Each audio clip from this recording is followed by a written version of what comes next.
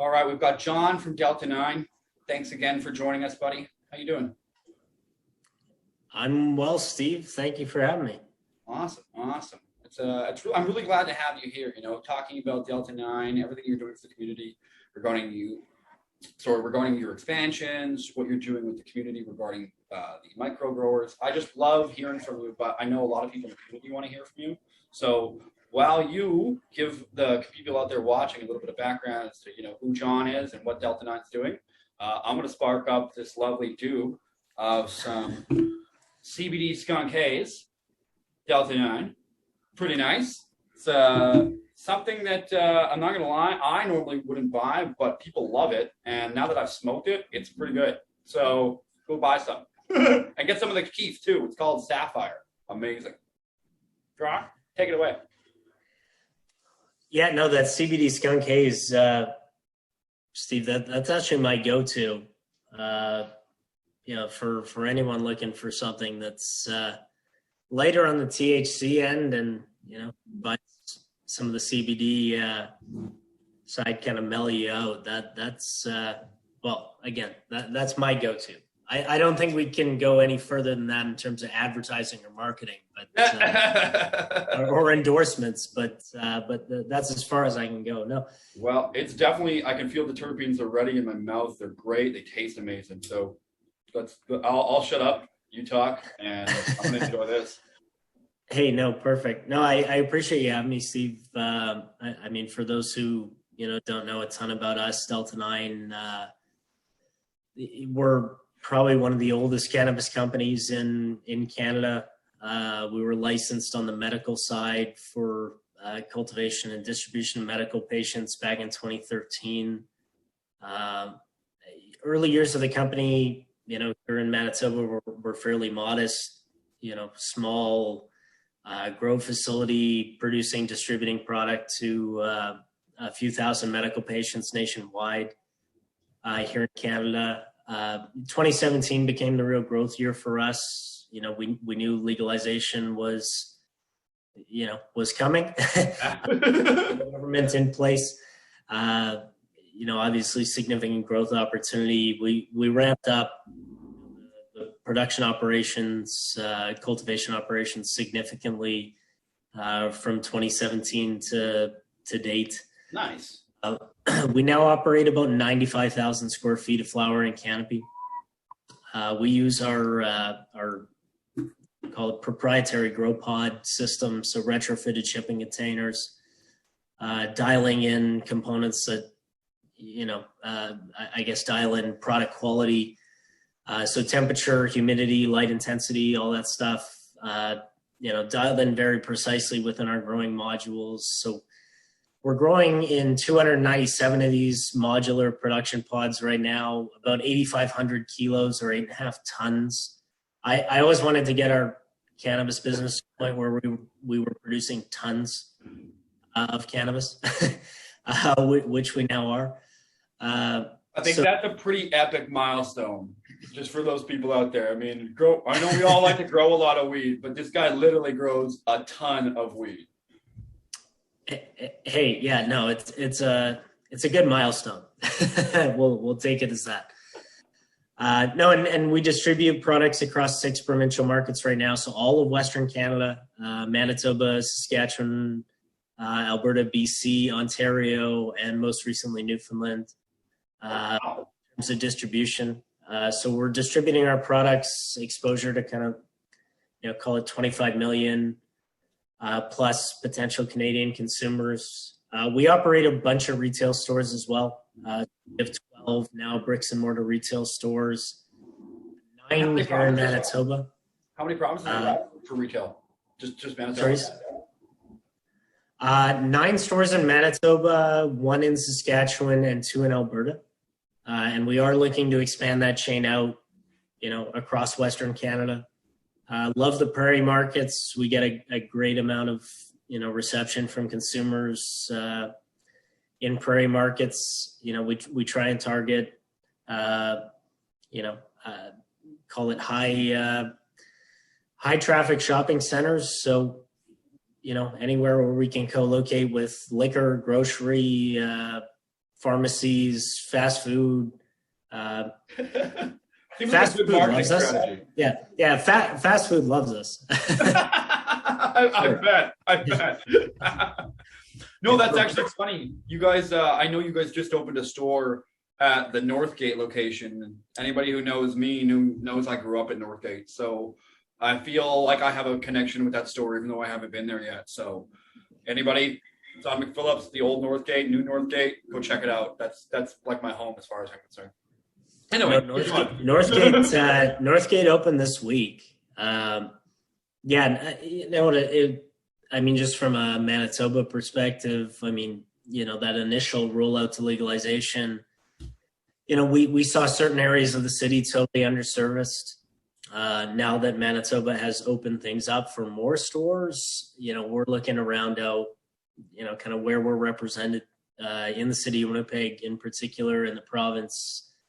Over this past year, we rolled out click and collect, same day delivery across a number of markets. So we were previously same day delivery in Winnipeg. Okay. I rolled that out in Brandon and Thompson.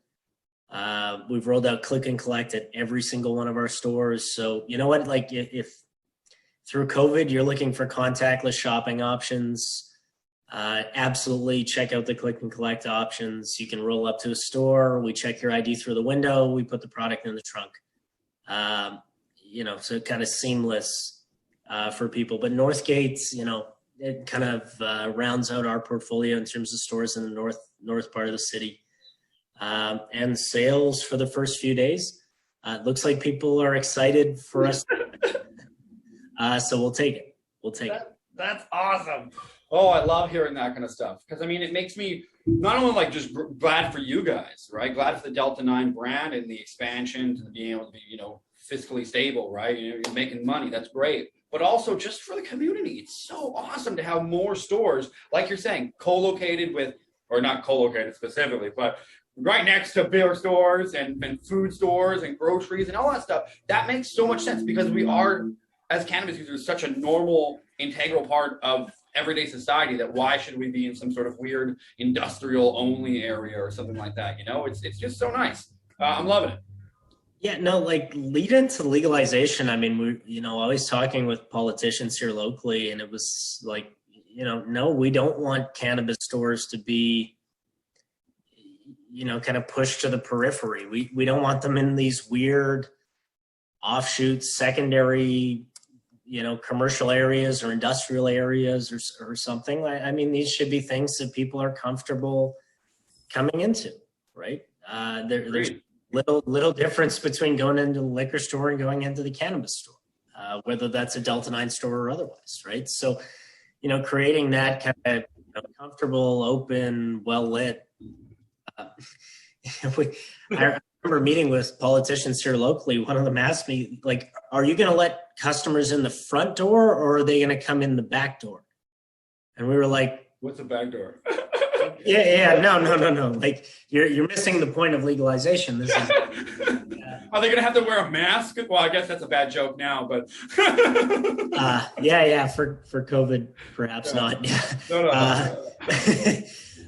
No, but these retail operations, I mean, they're not meant to be a seedy operation.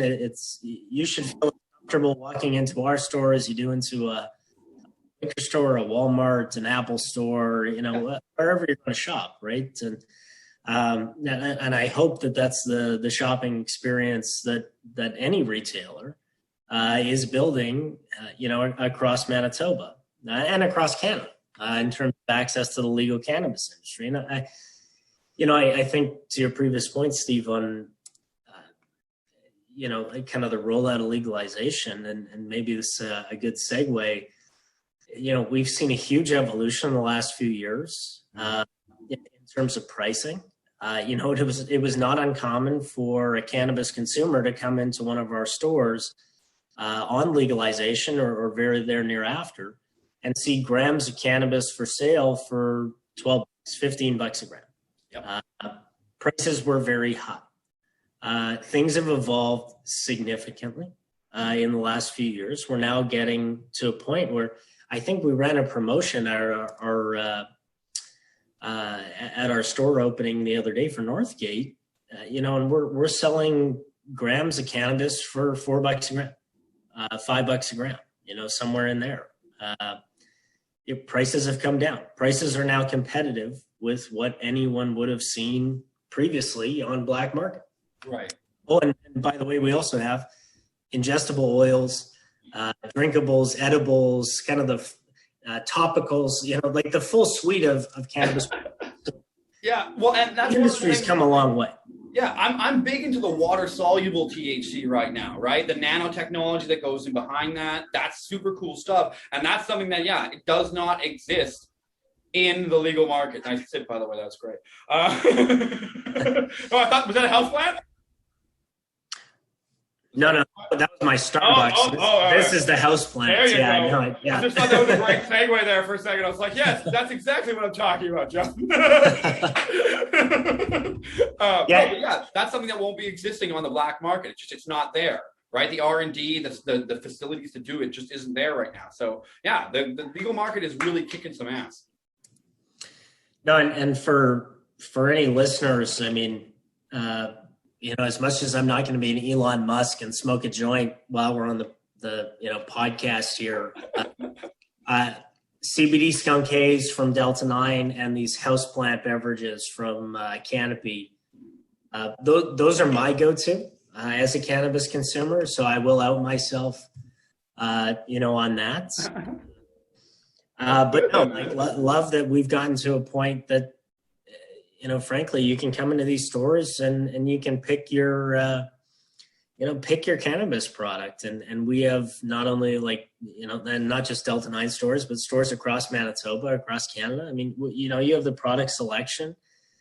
People can come in, they can find high quality cannabis products, very well priced. And they can come in, they can find, drinkable, edible, pre-roll, whatever type of product you're looking for on the legal market is likely there right now. So, things have come a long way from, Steve, you remember this a few years ago. I mean, so your dog even agrees. Oh, yeah.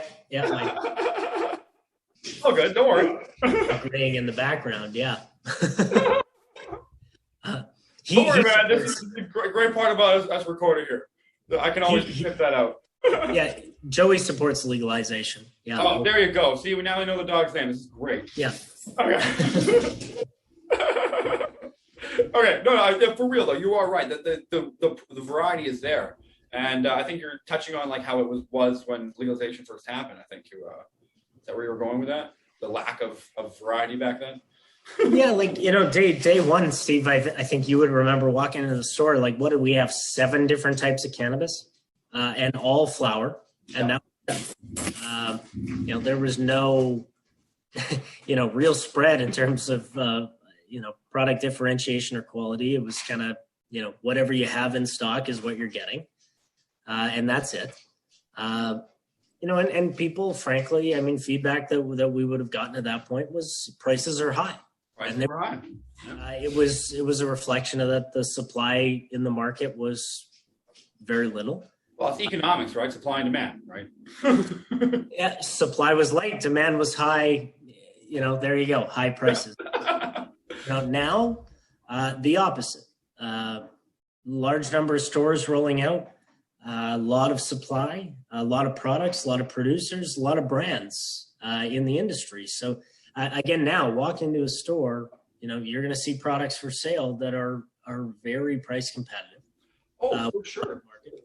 And what? Again, now we get people coming to the store. It's, hey, I used to buy an ounce off of my guy for $140. They come into the store. They not only see that, but they also see drinkables, edibles, all those components, and hey, it's become interesting. So I think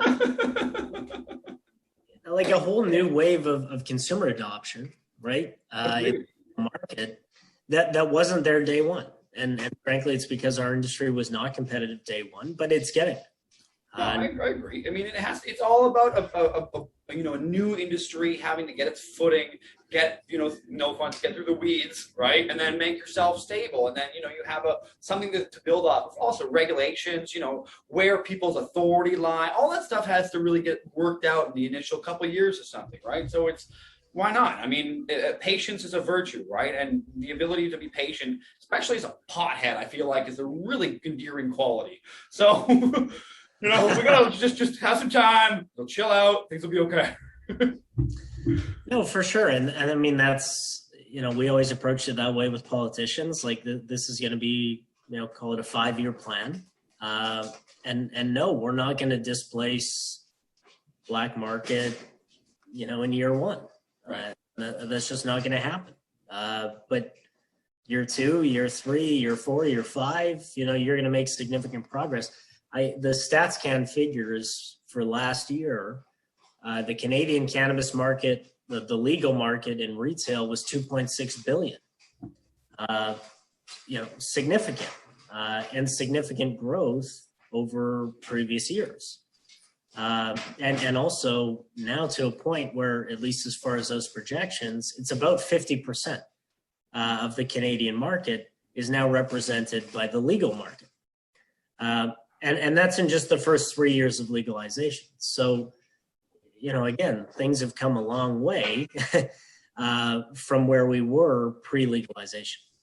No, I agree. Actually, that's an interesting segue too regarding the diverse product selection out there in the recreational market. What do you think, and I'm sorry if I'm putting you on the spot here, but what do you think about the idea of finally getting DINs, like a drug identification number, for certain cannabis products?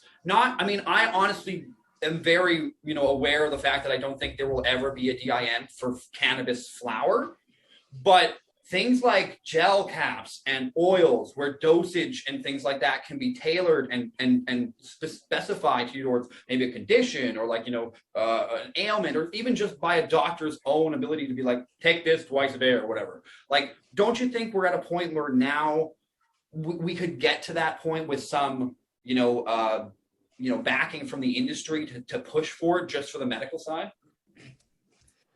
That's a good question. I mean, we're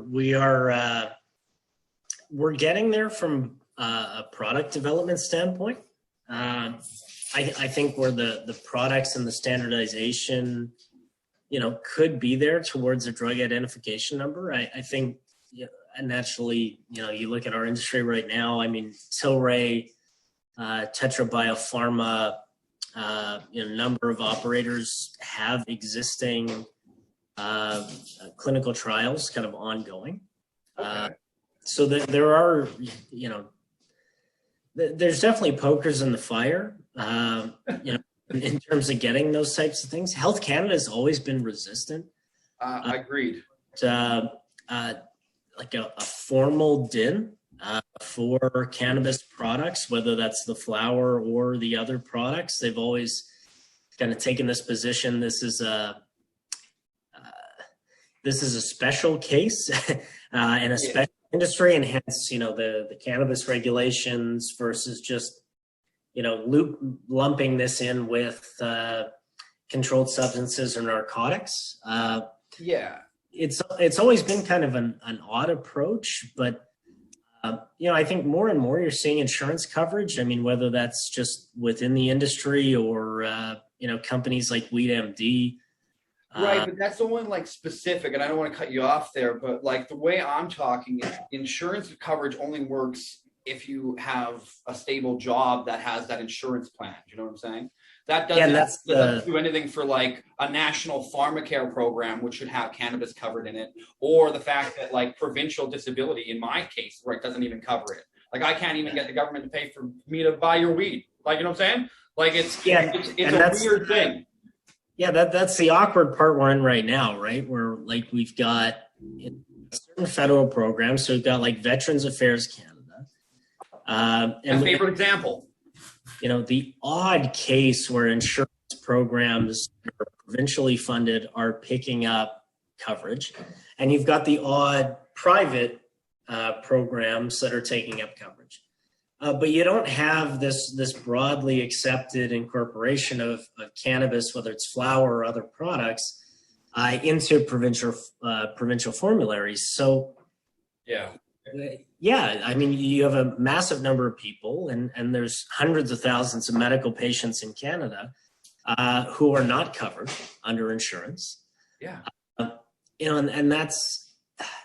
Well, and think about the opioids, right? I mean, think about the reduction in people being prescribed opioids if they could get cannabis prescribed and accessible and covered. Like if I'm on social assistance or disability or even on a good healthcare coverage plan, I can go and get opioids any day of the week from my doctor for some sort of ailment. Oh, I got a back pain. Oh, here's some perks. You know what I'm saying? Like it makes no sense if we want to reduce this crisis without actually taking concrete steps on it. So I'm sorry, that one frustrates the crap out of me.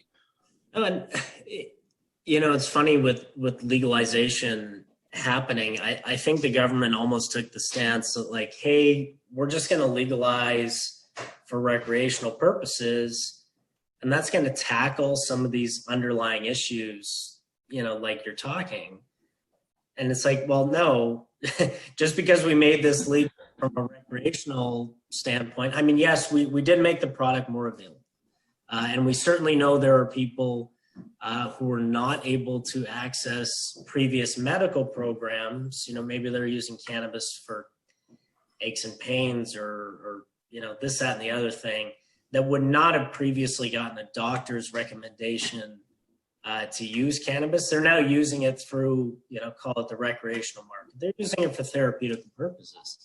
Right. That being said, it's left a huge gap in terms of addressing those previous concerns with our medical program nationally, which were things like insurance coverage, and in terms of making sure that that patients are well represented. And we've been dealing with this since, well, I would say 2013, but that's just when we were licensed. I think you and I have been working with medical patients. I've been working with medical patients back to 2008. Yeah. So, this is, and frankly, at that time, cannabis was a treatment of last resort. There were a few thousand medical patients across the country, and that was it. 5,600 of us in 2009. Yeah. That was the last, remember, I had stats on before I stopped keeping track. No, and it was remarkable. Like I remember meeting with doctors at that time, and it was, if a medical patient was not dying almost immediately, a conversation around cannabis was a very difficult conversation. And it became a conversation more towards, well, how are they going to get access to product and things like that? And again, the evolution of the industry in the last 10 years has been incredible, frankly. I think that's kind of the positive takeaway is that 100%.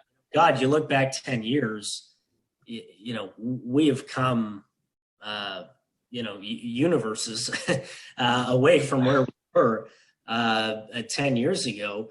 At the same time, I think, and you know this better than anyone, we still have lingering concerns in terms of some of the regulatory issues, whether it's medical, or the recreational industry, that are things back and that are not properly structured. So there's still more work to do. Yeah. I feel like there's a pre-legalization movement, and now there has to be a post-legalization movement of trying to fix what we just went through. You know what I'm saying? Like before, middle, and after kind of thing, right? Yeah. So no, and it's I think to your point, I mean, we can't look at this as okay, legalization of recreational use has solved some of the previous issues with the medical program. We need to fix those. Yeah, 100%. We need to broaden, things like insurance coverage and things like that. Like, why is this not covered like a regular drug? Yeah. I still can't figure it out. I know. How much more anecdotal and like firsthand literal experience do you have to have? Like, I can name 10 people off the top of my head that like cannabis has saved their life. Like literally, like from cancer or like MS or something. So what is that not enough for like Health Canada people? we've yeah. I mean, we've worked with groups, harm reduction groups, etc. That incorporating medical cannabis into a more conventional, pain management or otherwise treatment. It limits the necessity for use of things like opioids, things like that, and like these are studies that that are published and that are out there. So it's beyond where we were again a decade ago, where a lot of this was anecdotal, or even the suggestion from governments and regulators or that all of the evidence is anecdotal. There's a good amount of evidence out there now.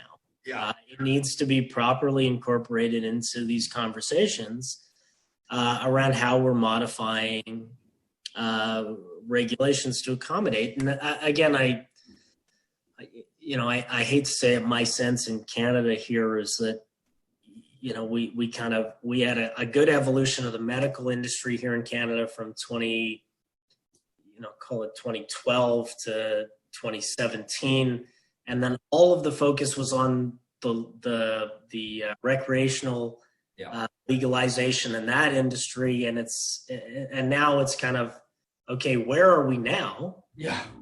Because there are still gaps to fill in both medical and recreation. So we can't just forget that there's a medical component to this, as much as there are still lingering problems as well with the recreational industry rollout. Yeah, no, there are still patients left behind, and there are still businesses that are suffering because of red tape. So it is not over by any means, the fight for good cannabis law reform in this country, not by any means. But it's important to see. I heard this quote the other day. I can't remember, some American philosopher, political guy, but he basically said to be a good organizer or leader, you have to be able to recognize their wins along the way, but also recognize their defeats. And as long as we keep talking about the positive and working towards what we need to fix, this industry will survive and be crazy in the end. So successful. So, everybody wants to be it. It'll be like, remember the green rush term? It'll be back to that again because it'll be such a great industry, and it already is as far as I'm concerned. But, we need to get those hurdles out of the way for everybody to be able to enjoy it. It's on the surface of it, kind of funny to think of that, my kids may grow up in a world where I have to explain to them that cannabis was once illegal, and how weird that was.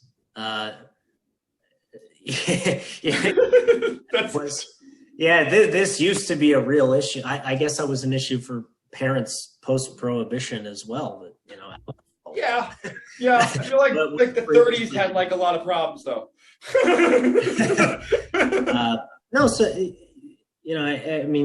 High level, again, things have come a long way. I think, let's talk, the recreational industry. Even on that side, and as you and I've chatted,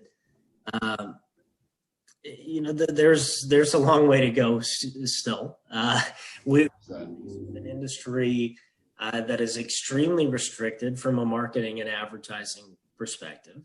It's extremely, I would say unevenly policed in terms of those marketing and advertising restrictions. So we have certain producers where there are, outright restrictions on certain things.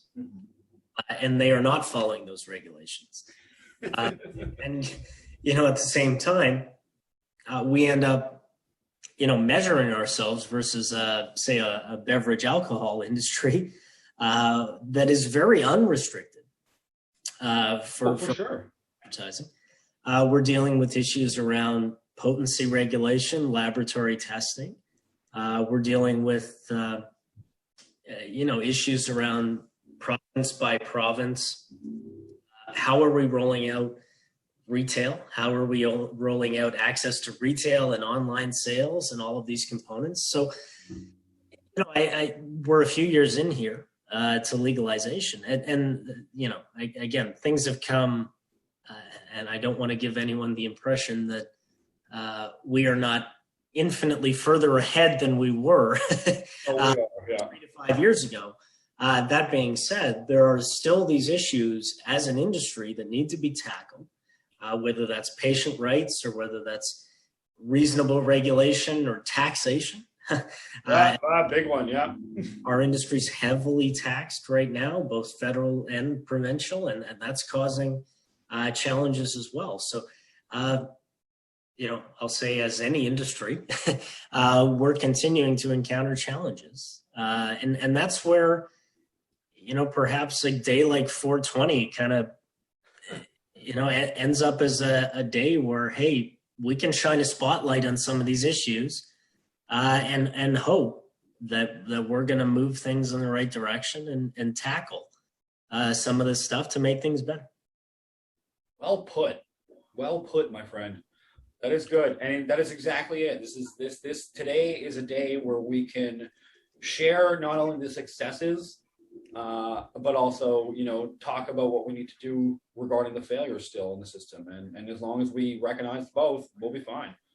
And I think that's what the evolution of 420 has really become. Initially, the protest, and then with legalization coming, there was a celebratory atmosphere. And now that legalization's happened, well, next year will be a really cool festival in person. I'll tell you that.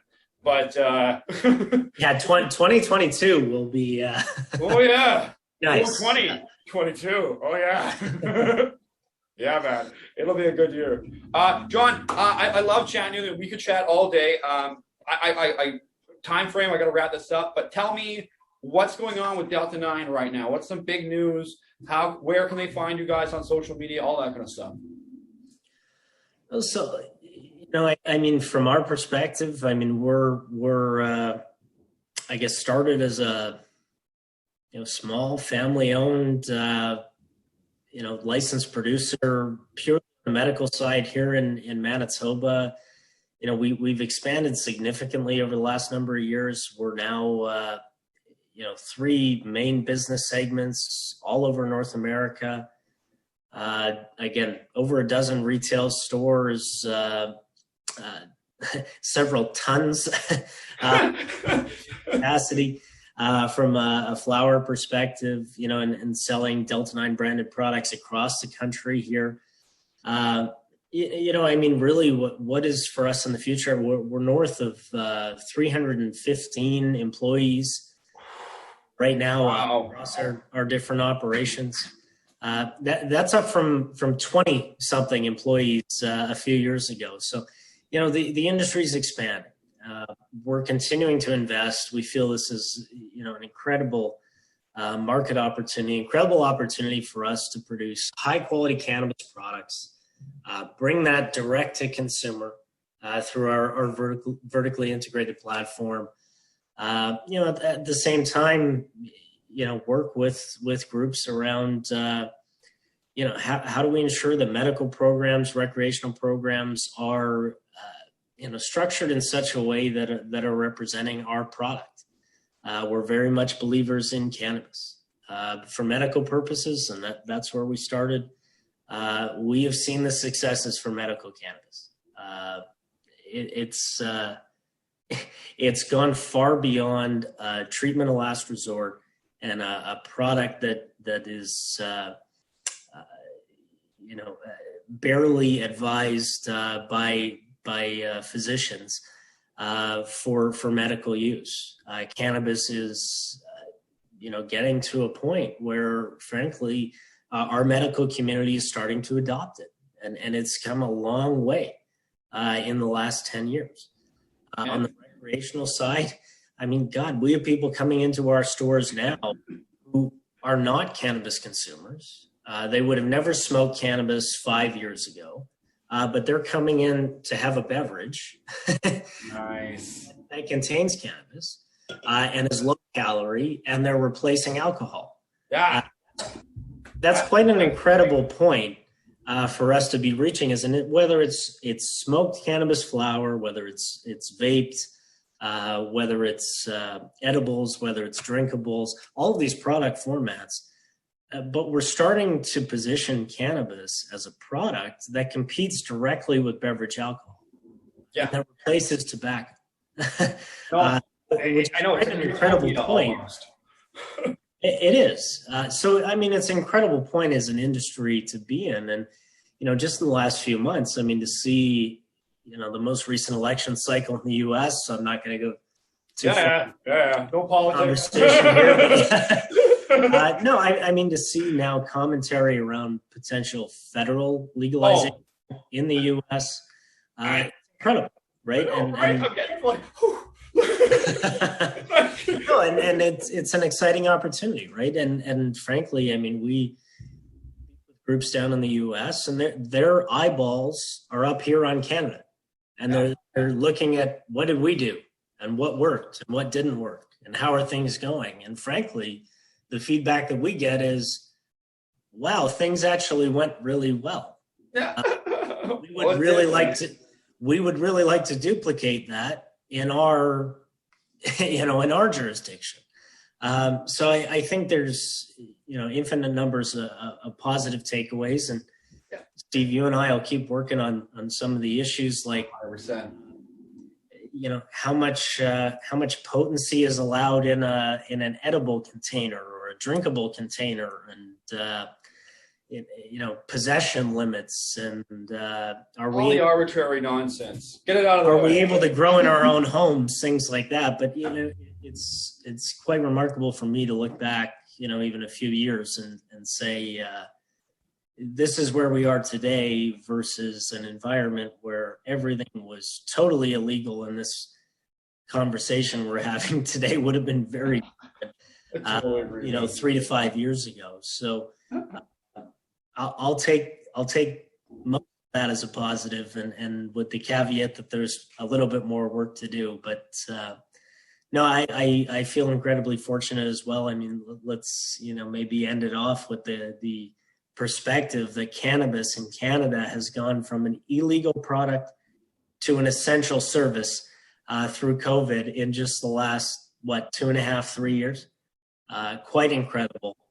So we'll just keep producing and providing that essential service. Yeah, right? Like, I mean, how could life be better, right? The government says you're essential, you're good. I feel like that is the most, it is the most clear example of that yin and yang that you're talking about, from past to present, where we are and how far we've come to that point where, yes, cannabis stores are essential during a pandemic. Don't forget.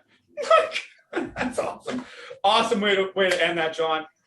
John, thank you so much for joining me for this. Winnipeg 420, always glad to have Delta 9 support. Thank you guys so much for the prizes you've donated. Hope you guys are staying tuned, because there'll be a prize to give away after this interview. Thank you so much for being a part of it. It's 315 employees. That's a great indicator of how much you guys are doing to help this economy in the local community. So anybody who ever gives you guys shit, I'm always willing to defend you guys, all right? And if I'm defending you, chances are that I probably put you through the ringer, and you probably have dealt with me before, and I'm willing to vouch for you. So that means anybody watching, check out these guys, man. They're totally worth it. They're doing great for the community, and they're always going to keep doing it, because look at them. They have no reason not to. That's in their blood. Awesome. Cool, man. John, thank you so much for doing this. I really appreciate it. Steve, thank you very much for having me. Awesome. Take care, man. All right, that was good.